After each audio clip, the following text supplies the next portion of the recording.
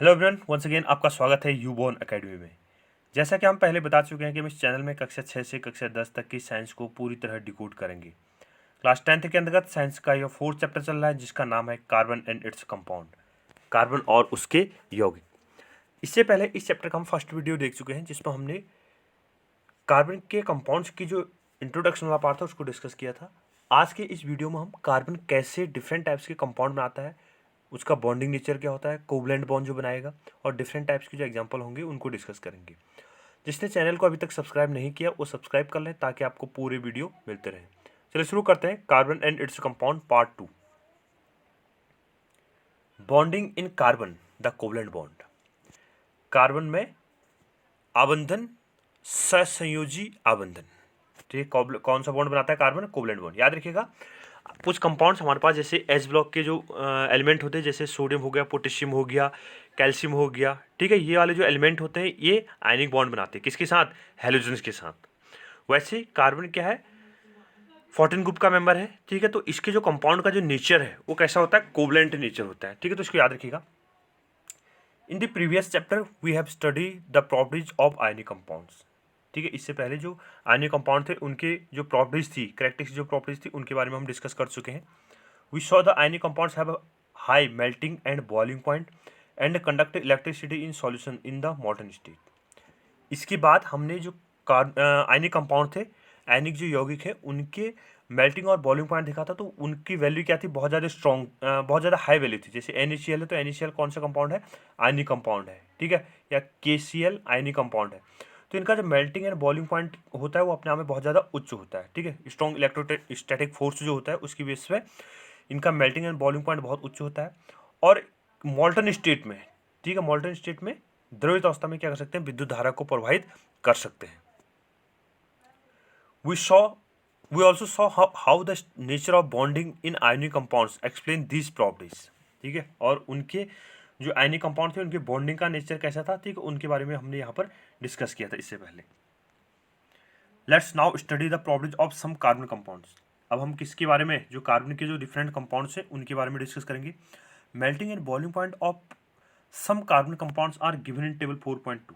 ठीक है, एनसीईआरटी में दी गई टेबल है 4.2, तो उसको हम देख लेंगे। यहाँ पर क्या है, कुछ कंपाउंड्स दिए गए हैं कार्बन के, उनके मेल्टिंग और बॉइलिंग पॉइंट को यहाँ पर दिखाया गया है। तो सबसे पहला कंपाउंड दिखा रखा है एस्टिक एसिड, जिसको कॉमनली क्या बोला जाता है? विनेगर। ठीक है, सिरका के नाम से जाना जाता है इसको।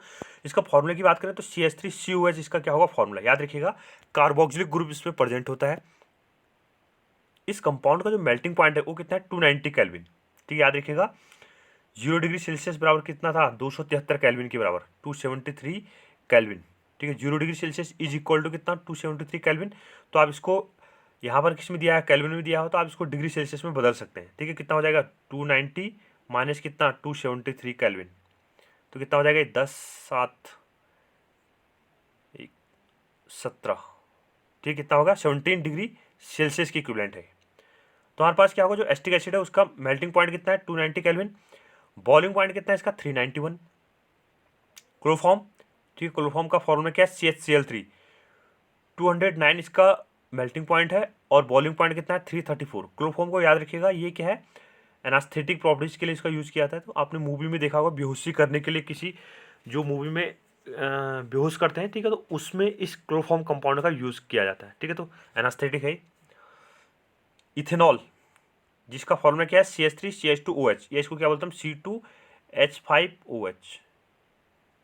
ठीक है, इथेनॉल एल्कोहल, यानी जो एल्कोहल ड्रिंक की जाती है तो उसमें यही इथेनॉल उसमें प्रेजेंट होता है। मेल्टिंग पॉइंट कितना है? 156 केल्विन, और बॉइलिंग पॉइंट कितना है? 351 केल्विन। मीथेन, ठीक है, मार्स गैस के नाम से जाना जाता है मीथेन को। क्या बोलते हैं इसको हम? Marsh gas. ठीक है, तो मीथेन का बॉइलिंग पॉइंट, मेल्टिंग पॉइंट कितना है? 90 केल्विन, और बॉइलिंग पॉइंट कितना है? 111। ठीक है, 111। तो ये डिफरेंट ऑर्गेनिक कंपाउंड थे जिनका हमने मेल्टिंग एंड बॉइलिंग पॉइंट का को देखा कितना इसका वैल्यू है। Most carbon compounds are poor conductor of electricity as we have seen in chapter 2। हमने चैप्टर 2 में डिस्कस किया था कि कार्बन के जो कंपाउंड्स होते हैं, ठीक है, उनके जो मेल्टिंग और बॉइलिंग पॉइंट है, ठीक है, उनकी वैल्यू भी कम है, और इनकी जो कंडक्टिविटी है, ठीक है, कंडक्टिविटी भी इसमें आसानी से फ्लो नहीं की जा सकती, यानी पुअर कंडक्टर ऑफ इलेक्ट्रिसिटी। ठीक है, विद्युत धारा के क्या होंगे? अपने आप में क्या होंगे, पुअर कंडक्टर होंगे। From the data on the boiling point and melting point of the above compounds we can conclude that the force of attraction between these compounds are not very strong. यानी हमने different जो compounds थे इनका melting और boiling point देखा, ठीक है। इसमें मैक्सिमम कितना मिला हमें, 351 सॉरी 391 केल्विन क्या मिला, बॉइलिंग पॉइंट मिला किसका, एसिटिक एसिड का, ठीक है। और भी हो सकते हैं डिफरेंट कंपाउंड का अलग अलग होगा। तो इसके आधार पर हम जो देख रहे हैं डेटा, तो इसमें नॉर्मली जो बॉइलिंग पॉइंट है या मेल्टिंग पॉइंट बहुत ज़्यादा उच्च नहीं है, बहुत ज़्यादा high melting and boiling point की वैल्यू नहीं है। तो इसकी वजह से हम यह जनरल कंक्लूड कर सकते हैं या निष्कर्ष निकाल सकते हैं कि जो कार्बन के कंपाउंड्स होंगे उनके बीच इंटरमॉलिक्यूलर जो फोर्स होगा, यानी जो उनके बीच क्या होगा, उतना ज़्यादा स्ट्रॉन्ग फोर्स नहीं होता है, ठीक है। जैसे जो आयनिक कंपाउंड थे, आयनिक कंपाउंड का मेल्टिंग एंड बॉइलिंग पॉइंट की वैल्यू बहुत ज़्यादा होती है, उच्च होती है, तो उनकी बेस पे क्या होता है, उनके जो फोर्स ऑफ अट्रैक्शन है, ठीक है, वो क्या बहुत ज़्यादा है।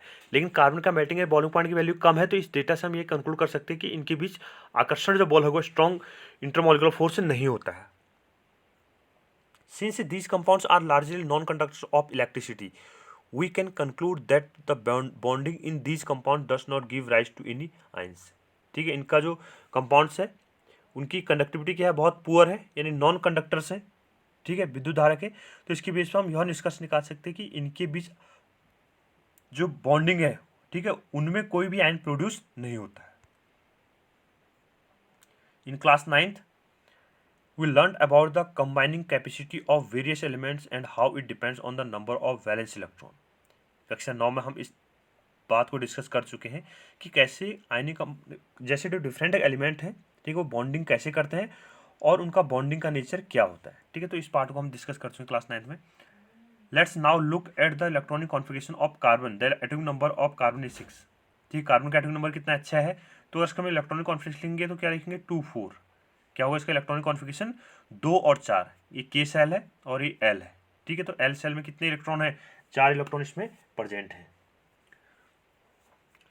What would be the distribution of electron in various shell of carbon, इसको मैं बता चुका हूँ। How many valence electron will carbon है, ठीक। कार्बन के पास कितने वैलेंस इलेक्ट्रॉन है, ठीक है। तो कॉन्फ़िगरेशन क्या था, 2 4, तो इसके वैलेंस इलेक्ट्रॉन कितने हैं, 4। आउटरमोस्ट शेल पे कितने इलेक्ट्रॉन है, 4, तो ये 4 क्या होंगे, इसके वैलेंस इलेक्ट्रॉन होंगे।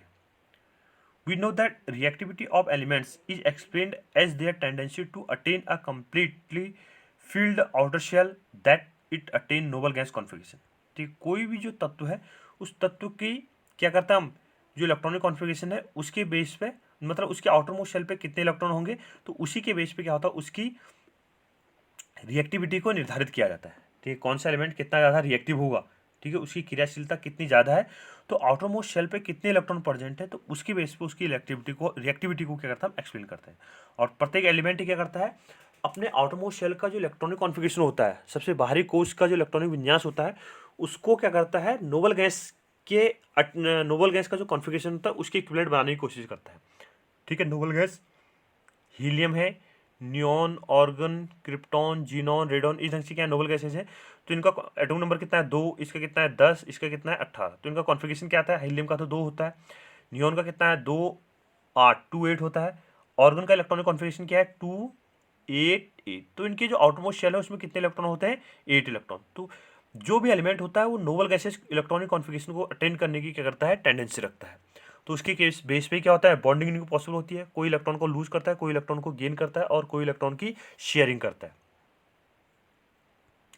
Element forming ionic compounds achieve their this by either gaining और losing electron from the outmost shell, ठीक है। जो एलिमेंट क्या करते हैं, आयनिक बॉन्ड बनाते हैं, वो क्या करते हैं, अपने आउटरमोस्ट शेल से इलेक्ट्रॉन को या तो त्याग करते हैं या इलेक्ट्रॉन को गेन करते हैं, ठीक है। जैसे NaCl बना, NaCl क्या अपने आप में आयनिक कंपाउंड है, तो सोडियम ने क्या किया, इलेक्ट्रॉन को त्यागा था, तो सोडियम पर पॉजिटिव चार्ज आ गया, क्लोराइड ने इलेक्ट्रॉन को एक्सेप्ट किया था, तो क्लोराइड पर कैसा चार्ज आ गया, नेगेटिव चार्ज।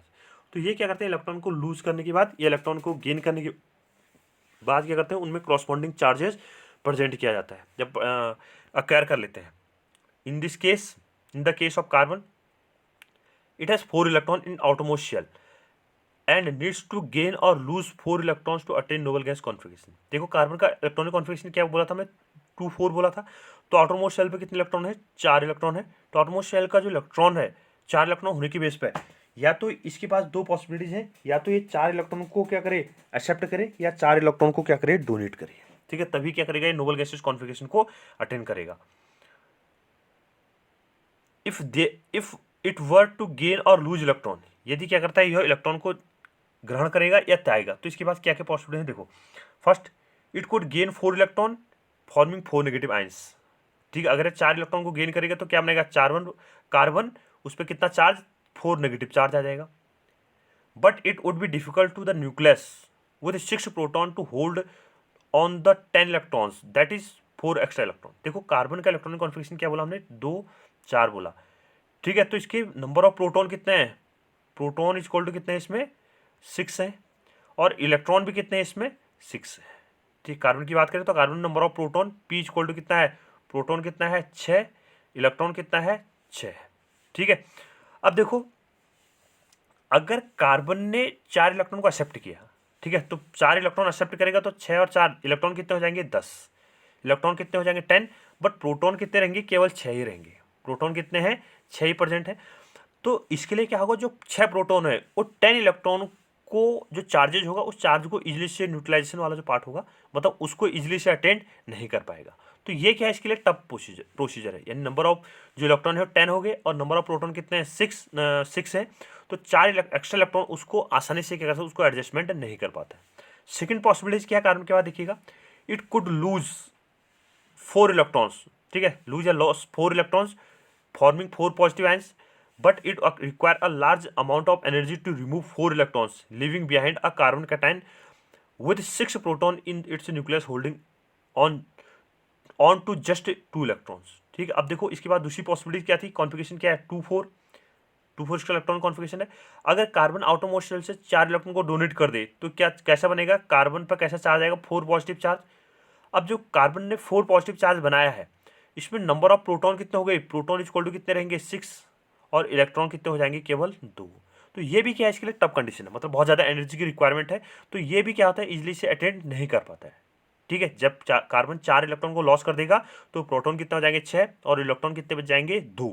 तो ये भी क्या होगा, एडजस्टमेंट इसका पॉसिबल नहीं होगा। तो इस ढंग से कार्बन ये कंपाउंड भी नहीं बनाता है। देखिए हमने 2 पॉसिबिलिटी की, ना तो कार्बन 4 इलेक्ट्रॉन को एक्सेप्ट करता है, ठीक है, 4 इलेक्ट्रॉन को ना तो एक्सेप्ट करेगा और ना ही 4 इलेक्ट्रॉन को डोनेट करेगा, ना ही 4 इलेक्ट्रॉन को डोनेट करेगा। तो दोनों पॉसिबिलिटीज क्या है, कार्बन के लिए पॉसिबल नहीं है। तो कार्बन अब इनकी ये तो कर नहीं रहा है, मतलब इलेक्ट्रॉन को ना तो त्याग रहा है ना ही इलेक्ट्रॉन को गेन कर रहा है। तो इसके पास जो कोई अन्य पॉसिबिलिटीज होगी तो उसके अकॉर्डिंग क्या बनाएगा, कार्बन कंपाउंड को फॉर्म करेगा। ठीक है, तो नेक्स्ट पॉसिबिलिटीज क्या होगी, कोवलेंट बॉन्ड क्या करेगा, शेयरिंग करेगा, और शेयरिंग के थ्रू क्या करेगा, इलेक्ट्रॉन को दूसरे एलिमेंट से क्या करेगा, अपने इलेक्ट्रॉन को शेयर उससे कर देगा और उसके इलेक्ट्रॉन को अपना ले लेगा और उसकी बेस पे क्या करेगा, कंपाउंड को फॉर्म करेगा और अपना जो इलेक्ट्रॉनिक कॉन्फ़िगरेशन है वो नोबल गैसेज इलेक्ट्रॉनिक कॉन्फ़िगरेशन को एक्वायर कर लेगा। ठीक है, तो नेक्स्ट में जो कार्बन की जो बॉन्डिंग है, सहसंयोजक जो बंध है, कोवलेंट जो बॉन्डिंग बनती है, तो उनको डिस्कस करेंगे। थैंक यू, वीडियो को लाइक कीजिए, शेयर कीजिए और सब्सक्राइब कीजिए।